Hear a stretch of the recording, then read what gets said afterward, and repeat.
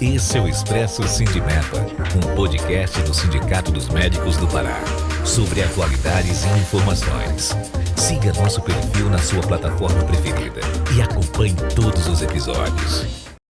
Olá, sejam bem-vindos ao podcast do Sindicato dos Médicos do Pará. Hoje recebemos a doutora Tereza Cristina, presidente do CRM, e a acadêmica Isadora, que representa a vice-diretoria do núcleo acadêmico desse Sindimepa. O tema de hoje, que vai ser muito interessante, tema muito atual, está trazendo para debate, para discussão e para desenvolvimento o piso salarial do médico na nossa região.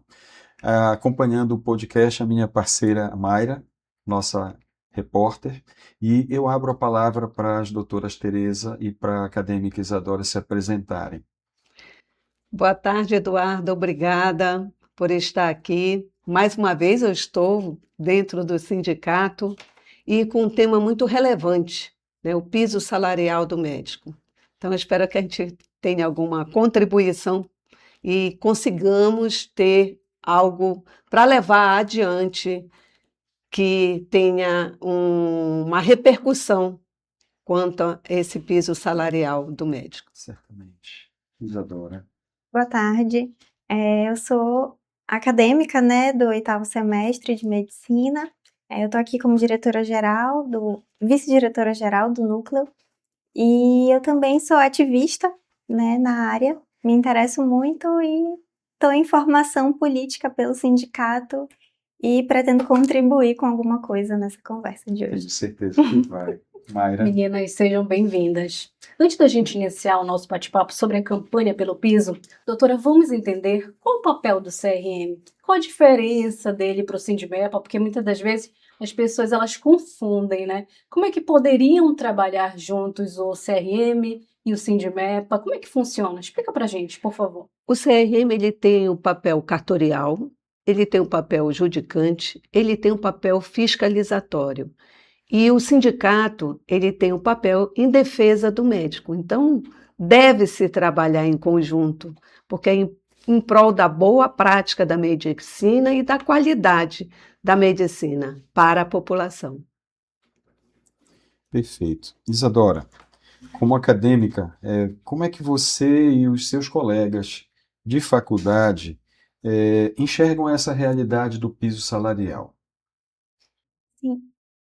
Para a gente é bem preocupante, porque antigamente o médico era bem valorizado e a gente vê que a projeção para o futuro é uma desvalorização constante da categoria. Então, quando a gente chegar nesse mercado de trabalho, ele vai estar cada vez mais desvalorizado. Então, para a gente, o cenário é de preocupação. A gente se inteira, se apropria e tenta fazer o que dá para fazer, mas a preocupação para o futuro nos resta preocupação mesmo, constante. Perfeito. Tá certo, a gente sabe da importância do piso para a categoria, mas e a falta dele? O que pode causar? A falta a gente já vê, a precariedade na assistência, porque nós, quando fazemos fiscalização, a gente não só faz aqui na capital, a gente faz nos interiores. E a gente vê o total desleixo, tá? Nós fizemos uma fiscalização recentemente em São Francisco. Foram 50 milhões de emendas parlamentares para o município. E não tem médico, tem uma urgência. Emergência é sem médico, pode? Nossa. Sem médico. Tem enfermeiro e tem técnico de enfermagem, mas não tem um médico. Não tem um aparelho de eletro, não tem um aparelho de raio-x. Então, a população está desassistida. Por quê? Você não tem um médico que tem que estar na ponta. Ele tem que estar ali representando, ele tem que estar atuando. E aí é o que a gente não vê. O que a gente vê também, falsos médicos, porque não são médicos, porque não fizeram ainda o revalida e estão atuando nos interiores. Alguém contratou. E quando eles sabem o CRM está no município, eles fogem. Então é algo preocupante, sim, porque já está tendo essa precarização, né, em relação aos valores. Uns pagam 1.100, outros pagam 1.200, o plantão de 12 horas, outros 900. E aí vai. E aí o que que temos? As OS, que você vê quarteirização dentro das OS, que elas colocam outras empresas para trabalhar, então uma quarteirização e o salário vai embora. Então, o médico sempre sendo prejudicado, entendeu? Não tem benefício nenhum. As OS foram colocadas como que seria a galinha dos ovos de ouro. E não é isso que está acontecendo, né? Tu não tem direito a salário, a 13º, tu não tens férias, trabalhou, ganhou. Não trabalhou, tá fora, né? Então, Tereza, em relação ao futuro, dentro da sua fala, cabe tudo o que você mencionou. A tendência é deteriorar cada vez mais, mas você vê um cenário caótico sendo alcançado em um intervalo de tempo curto, e dentro desse cenário, falando dos nossos órgãos, sindicato, CRM, o que o CRM pode trazer de benfeitorias, benefícios que possam minimizar ou pelo menos atrasar esse processo para que não haja uma deterioração tão importante, significativa, que acaba se repercutindo para o próprio cliente, para o próprio paciente. A gente, enquanto colegas médicos, sofremos no nosso dia a dia tudo que você mencionou, a precarização por conta da quarteirização da medicina, por conta da falta de cuidado, né, de dignidade mesmo, mas isso se reflete de alguma forma para o paciente. E aí a gente vai sair de um problema que é grave para talvez um cenário caótico, né? O que você acha que a gente poderia implementar como medidas rápidas para que isso possa ser revisto ou solucionado, mesmo que parcialmente? Eduardo, o que eu vejo que a gente tem que trazer a justiça para conosco. O Ministério Público Federal, e a Defensoria, também, quando adentraram a nível do pronto-socorro da 14, é um exemplo, Sim. foi visto com outros olhos. Quando a gente fala da precarização, das péssimas condições de trabalho da equipe de saúde, não só do médico, é da equipe de saúde, sem as mínimas condições, salários atrasados, tá? Quer dizer, o respeito nenhum para com o profissional. E aí a gente tem, desse lado, a gente pegar o Ministério Público e a Defensoria. Hoje, fizemos a fiscalização no oncológico pediátrico com a Defensoria. Ou seja, já voltamos, porque a gente esteve em outubro, junto com a Defensoria, um pedido da Defensoria, e hoje nós voltamos. E o hospital está pior do que encontramos em outubro. Então, eu acho que a nossa saída é com a justiça do lado.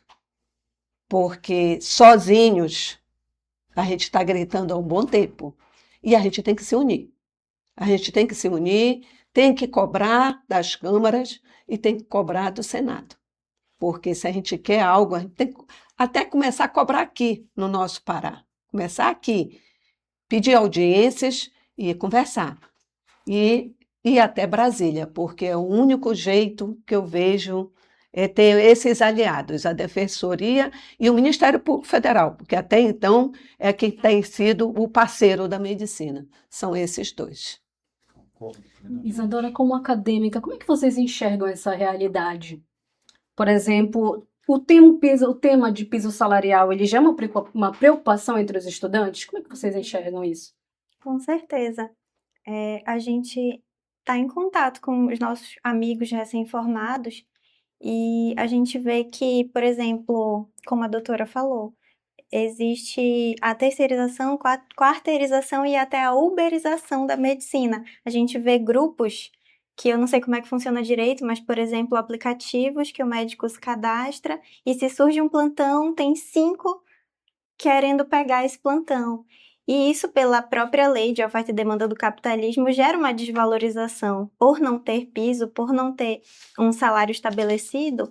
Então, esse médico recém-formado, generalista, acaba se sujeitando a essas situações, ganhando pouco, tendo que completar a renda com vários empregos pegando, enfim, 3, 4, 5 empregos às vezes para completar a renda, e isso gera fadiga, isso gera cansaço, isso gera burnout, isso atrapalha até o serviço que o médico vai oferecer, porque um médico cansado, exausto, com burnout, com transtornos psicológicos e psiquiátricos não vai conseguir ofertar o melhor dele para aquela população, isso impacta na saúde pública de uma forma geral.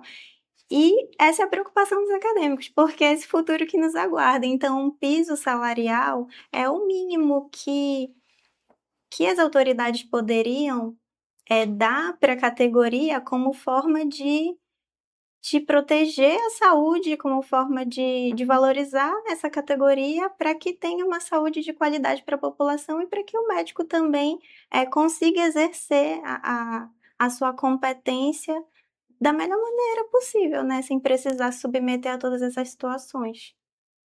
Até porque a desvalorização, ela influencia, consequentemente, ela influencia no atendimento à população, né? Isa, agora vamos falar sobre a mobilização, do momento histórico que o Sindimepa vive atualmente, né? Como surgiu a mobilização? Fala pra gente, por favor.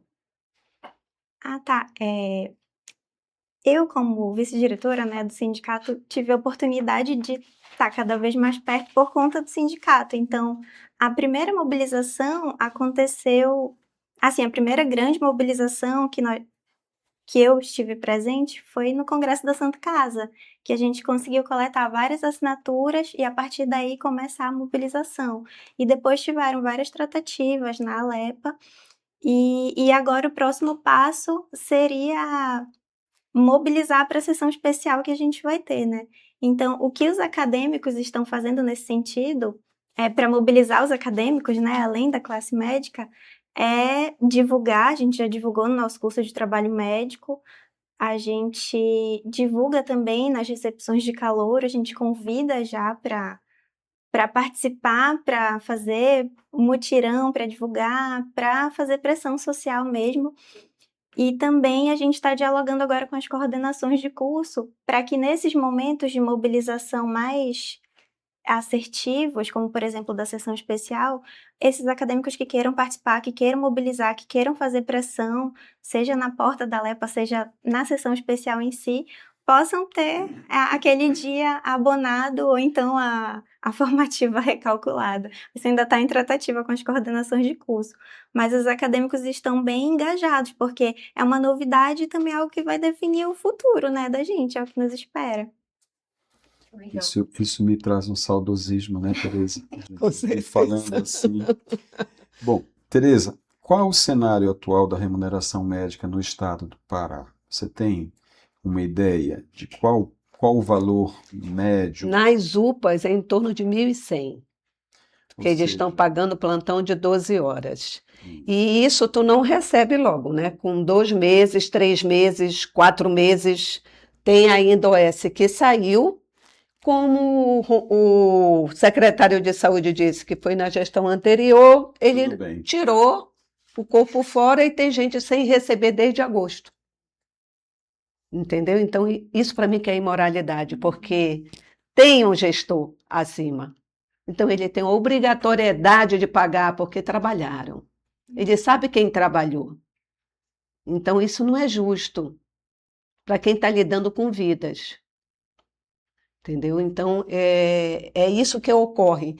E isso é o que paga melhor, porque é uma UPA, 24 horas.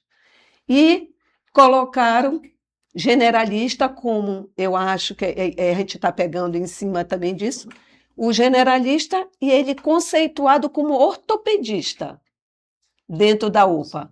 Aí, enquanto o generalista, que está como clínico, enquanto ele atende 60 em 12 horas, o outro não atende nem 10. Desproporcional, que é um absurdo. Então, já começa a criar até um conflito entre os pares, entre a classe, e que não deveria. Entendeu? Porque todos são generalistas. E lá ele só vai atender trauma e ponto. E aí o outro está atendendo 60 em 12 horas. Aí começa a confusão. Né? Então, foi isso que foi para a discussão em relação a essa situação. Como você enxerga nesse cenário? Você já usou uma palavra, que é tipo imoral, amoral. O que representa para você, representando um Conselho Regional de Medicina, ver um médico que não tem sequer um piso salarial, ou seja, ele não sabe qual a proposta no final do mês que ele vai ter para sua própria subsistência? Você lá atrás, na época que estava como Isadora, ou, né, acadêmica ainda, imaginava um cenário como esse? Jamais. Hoje, eu coloquei isso no Ministério Público Federal, que isso nos traz, remete a esses médicos jovens, adoecimento mental, entendeu? Até suicídio, porque eu não tenho como pagar minhas contas e as contas não esperam. Então, é um adoecimento da equipe inteira, mas devido à responsabilidade, recair muito em cima do médico em tudo. Se tiver faltando o remédio, a culpa é do médico, porque é ele que está ali na ponta. Ah, não tem um remédio para dar ao meu filho, se meu filho morrer, eu vou lhe processar. Então, sempre é o médico, não é a gestão. Sim. Né? Então, eu vejo isso. O momento é negro, tá? É um Estado que requer que seja visto pelas autoridades, porque se eu tenho dinheiro para fazer festa, né, eu tenho dinheiro para pagar a saúde, porque verba vem. Sim. Verba vem, eu tenho que aplicar essa verba. Cabe à gestão a forma adequada de transformar essa verba no que é o adequado à população. Eduardo, eu vou te dizer, a última fiscalização no pronto-socorro, nós vimos o estado da comida. E quem estava recebendo a comida é a juíza federal presente junto com o secretário de saúde. Eu disse, como é que vem essa comida? Vem com degelo, vem com cabelo. E a juíza perguntou assim, mas vocês já notificaram várias vezes, todas as vezes que vem a gente notifica. E eu olhei para o secretário e disse, secretário, e aí? Estamos em contratação de outra empresa. Eu disse, doutor, o senhor não sabe o que é quebra de contrato? Quer dizer, eu vou ficar dando cabelo? Eu vou ficar dando comida gelada para o paciente? Então, por aí o senhor tira, né, que falta gestão. É o que eu digo sempre. Dinheiro tem, verba tem, mas ela tem que ser aplicada. Então, está faltando gestores. E que aplique onde tem que ser aplicado. E se ele não aplicar, que ele seja punido, porque ele se responsabilizou, ele assumiu o risco. Então, ele tem que ser punido, sim. Chega disso, eu só saio e fica por aí. Mas aí o médico fica sem receber 1 mês, 2 meses, como esses que estão esperando desde agosto, que a OS disse que não vai pagar porque a prefeitura não pagou. E o secretário disse que não ia pagar, e ficou por isso mesmo. Mas eles trabalharam. Piso não é remuneração apenas, é uma estruturação da saúde, Exatamente. né? O que deixa no final é a qualidade da assistência. É humanamente impossível você, enquanto profissional, desenvolver um trabalho de qualidade, sabendo que talvez no final do mês você não vai ter o honorário referente àquele serviço que foi prestado, né, Mayra? Isso mesmo. Doutora, você viu que nós temos um núcleo acadêmico engajado, né? Como é que você enxerga essa luta dos acadêmicos desde cedo? Que bom, a gente precisa disso, tá? Porque foram tirando aos poucos, foi uma lavagem cerebral que foi feita. Não, médico não pode se envolver em política.